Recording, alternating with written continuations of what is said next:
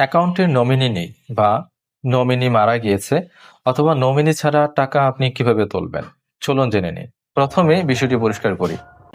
আপনি কি জানেন, অ্যাকাউন্ট হোল্ডার মারা গেলে তার ব্যাংক অ্যাকাউন্ট সঙ্গে সঙ্গে ফ্রিজ হয়ে যায়। মানে পরিবারের কেউ চাইলেও আর সেই অ্যাকাউন্ট পরিচালনা করতে পারবেন না। যদি অ্যাকাউন্টে নমিনি থাকে তাহলে ব্যাংক নমিনিকে টাকা বুঝিয়ে দেবে। এবার আসল প্রশ্ন, যদি নমিনি না থাকে তাহলে কি হবে? এক্ষেত্রে ব্যাংক সরাসরি কাউকে টাকা দেবে না। উত্তরাধিকার আদালতের মাধ্যমে সাকসেশন সার্টিফিকেট সংগ্রহ করতে হবে। এর জন্য প্রয়োজন মৃত্যু সনদ, জাতীয় পরিচয়পত্র, আইনগত উত্তরাধিকার প্রমাণ, আদালতের অনুমোদন। এই প্রক্রিয়া সময় সাপেক্ষ এবং অনেক ক্ষেত্রে জটিলও হতে পারে। এখন যৌথ অ্যাকাউন্টের কথা বলি।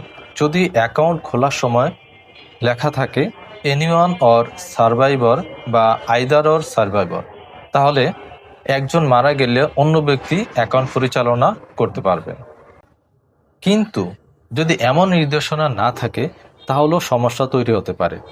সবচেয়ে গুরুত্বপূর্ণ কথা, নমিনি না থাকলে পরিবারকে আইনি ঝামেলায় পড়তে হতে পারে।